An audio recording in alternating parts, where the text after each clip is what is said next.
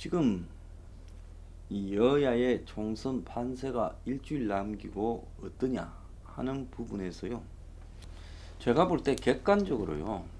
이 지역구 지지율이 한 5, 6% 차이가 나고 있습니다. 지금 드러나고 있는 지지율 차이가요. 뭐 과거처럼 10%, 15% 이렇게 차이 나는 게 아니라 한 5, 6% 정도 민주당이 앞서고 있습니다. 자, 그런데 이것도 실제로 투표가 이렇게 되면 숨어있는 보수 지지층 5% 정도가 드러날 것인가, 아니면 투표를 기권함으로써 이들이 드러나지 않을 건가, 이런 차이가 있겠죠. 저는 민주당 지지율이 지금 정당 지지율이 지역구 후보요 40% 조금 미달될 거라 봅니다. 한 39%나. 그리고 지금 통합당 지지율이 30한 4%, 3% 될 거라고 보고 있습니다. 그래서 5, 6% 차이 난다. 자, 그래서 257석에 지금 이 전체 지역구에서 5, 6% 차이라면 현실적으로는 어떻게 드러날까?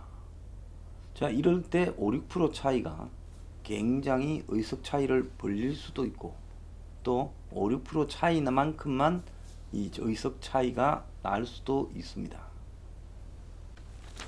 자, 산술적으로 5% 정도라면 지금 양당이 얻을 수 있는 의석에 10석 미만의 차이가 날 거라고 보고 있습니다. 물론 그것이 호남에 집중되고 영남에 집중된 표의 집중성, 수도권에서의 차이, 이런 부분 등이 여러 가지로 이 차이가 있을 수 있지만은 현실적으로 그렇다는 겁니다. 근데 이 수도권에서도 지금 겉으로 한 5% 정도의 차이가 나고 있다. 이거는 뭐 분명한 사실인 것 같아요. 그리고 문재인이 코로나 국면에 지금 3월달 들어서부터 지지율이 좀 상승했다라는 것도 분명한 사실입니다. 지금 뭐 한간에 언론 조사들이 하는 50%대다 뭐 이런 건 아니지만 어쨌든 조금 상승한 것은 사실이다. 그래서 제가 135석 안팎이 이기는 분기점이다 이렇게 봤는데요. 지금 두 당은 크게 차이는 나지 않을 것이다.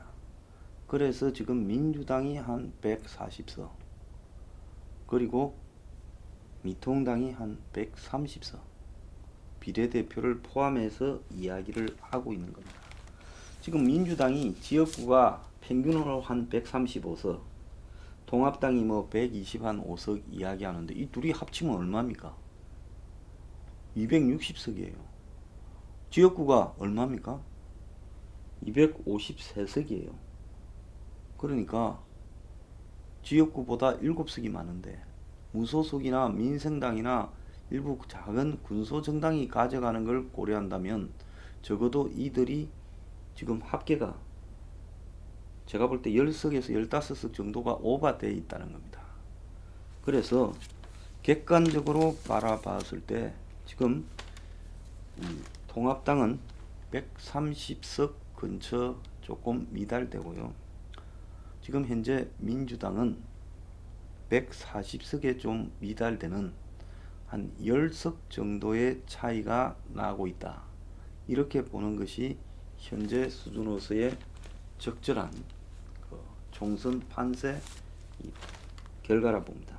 근데 이런 지금 흐름이 형성된 것은 3월 중순 이후입니다. 3월 초순까지만 해도 운이 좋지 않았는데 코로나에 대한 모범 대응, 이 부분을 강조했지요. 그래서 이제 거기에 등장되었던 논리가 몇 가지가 있는데 신천지 부분을 잘 대응했다라는 그런 지금 황당한 이야기, 그리고 진단 키트가 세계적으로 인정받았고 한국이 확산을 방지하는데 성공한 모범 대처 국가다. 이런 부분을 가지고 문재인의 일종의 신화를 만들기 시작해서 그 신화 조작에 어느 정도 성공했습니다. 거기에 반해서 지금 미통당이나 보수 야권에서는 문재인에 대한 심판 부분을 제대로 이야기하지 않았고 윤석열 조국을 대비시키는 문제들을 제대로 제기하지 않았어요.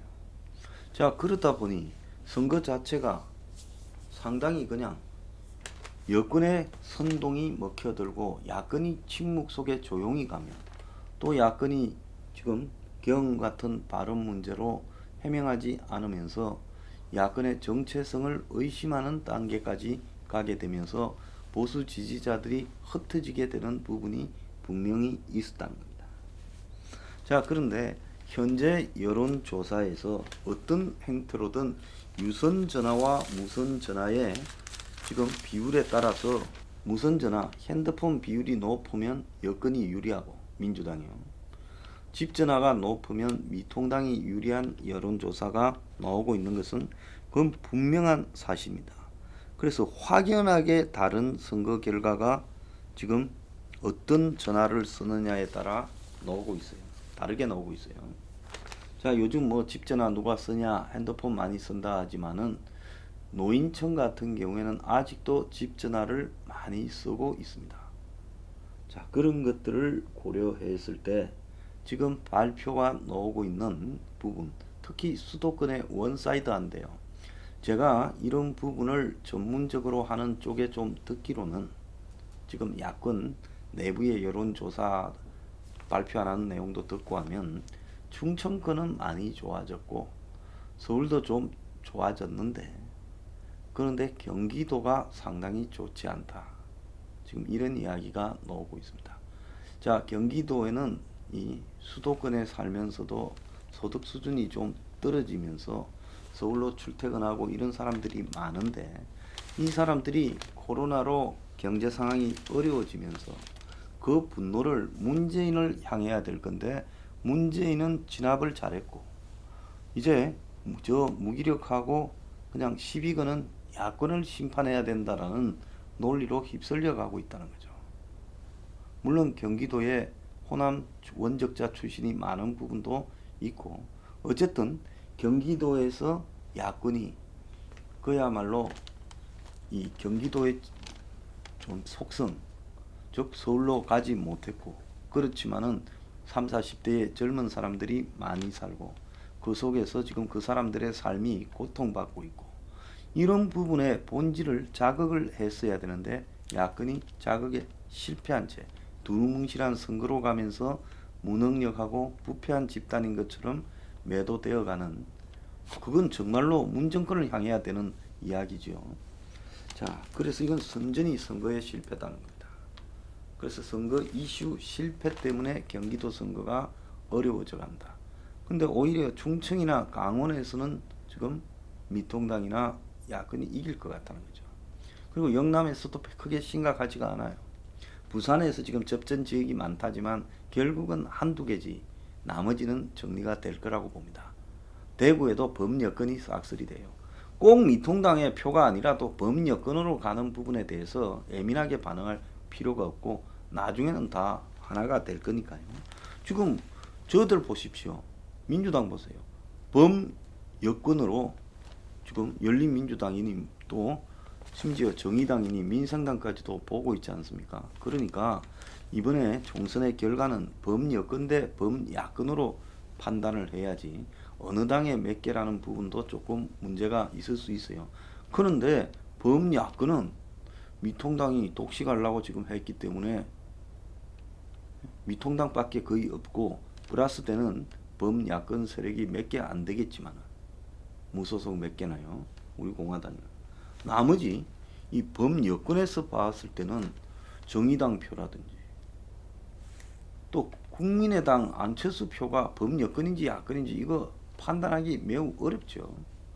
저는 안철수는 야권으로 취급을 안 하는 것이 좋을 거라고 보고 있습니다.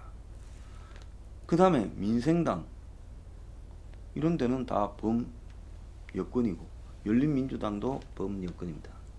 자, 그래서 수도권의 성패가 지금 달려있다. 충청이나 강원, 제주, 뭐 영남, 호남은 승부가 정해져 있다. 이래 봅니다.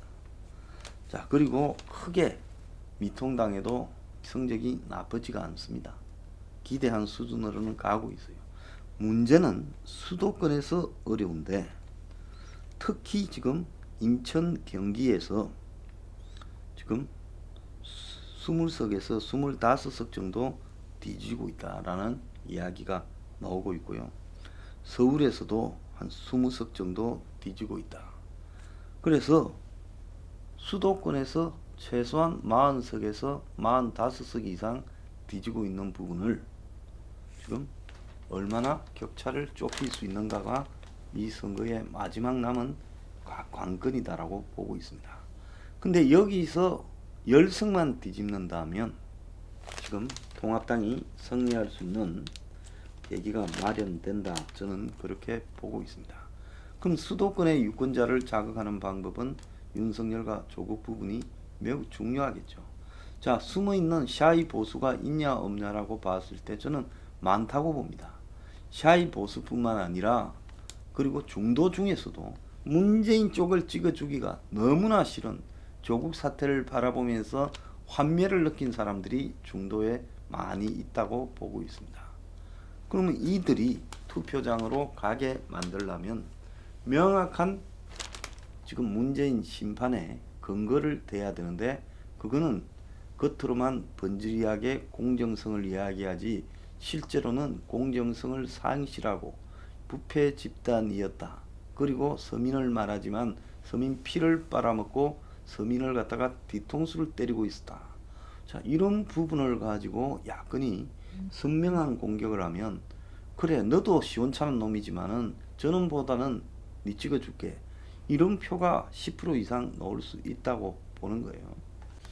결국은 135석을 두고 둘러싸고 미통당은 135석에서 한 5석 이상 빠지고 있고 지금 민주당은 135석에서 5석 이상 더 얻고 있는 행국인데 여기서 수도권에 한 5석이 이동하면 그게 격차가 10개의 격차가 5석을 미통당이 갖고 가면 민주당의 5석이 내려오기 때문에 비기는 수준으로 가게 되는 겁니다. 그래서 수도권이 승부를 가를 건데 아직은 승부가 정해졌다라고 보기는 어려운 겁니다. 자, 투표율이 얼마인가도 중요할 건데요.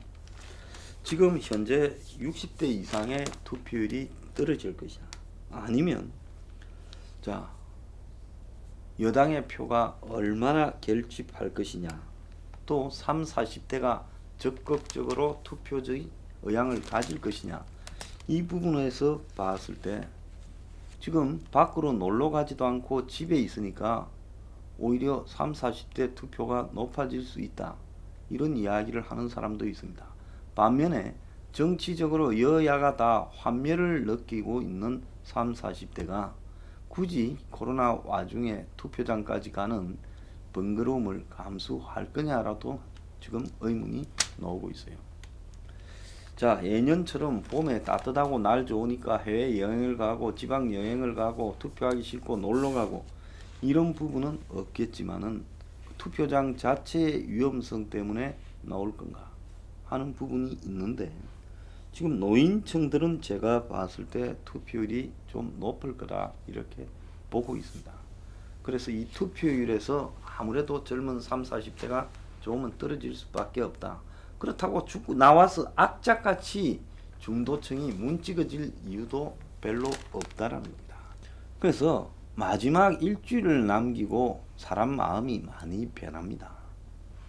그래서 죽어도 만하는 투표 안 해야지 하다가도 슬그머니 찍어주기도 하고 미통당 저것들 하는 꼬라지 보기 싫어서 내 저것들은 죽어도 안 찍는다 하다가 또 웃자겠나 싶어서 당일날 마음이 바뀌어가지고 저절로 투표장으로 향하는 모습을 보기도 합니다. 자, 여기서 이제 마지막에 이 지난번 2016년 선거 때도 마지막에 일주일 변화를 박정권이 놓치면서 선거에서 한석을 지게 되고 결국 탄핵의 원인을 제공했습니다. 마지막 일주일에 변화가 전개되고 있었어요. 수도권에요. 저도 그거 확연하게 느껴서 제 방송에서 TV 나가서도 여러 번 이야기하고 수도권의 변화가 심상치 않다고 이야기를 했지요. 자, 지금 미통당이 하기에 달려있다. 이 일주일 안에 선거를 이기기 하기 위한 충분한 시간이 된다. 그래서 윤석열 조국 이슈를 전면에 내걸고 문정권의 공정성과 위선과 가식을 공격해야 된다. 또 더 나아가서 지금 문이 자만하고 있는 코로나 모범국이라는 그 가치가 얼마나 허접한가를 정면으로 깨야 된다. 이 부분이 저는 핵심이라고 보고 있습니다. 그리고 보수표의 분산을 방지하기 위해 기업 문제에 대해서 똑바로 언급을 할 필요가 있다. 그것은 문재인 심판과 맞물려야 된다. 자, 이런 부분만 진행이 된다면 선거는 이길 수 있다, 이렇게 봅니다. 그런데 과연 이 자들이 그걸 할 것인가? 그게 지금 의문이죠.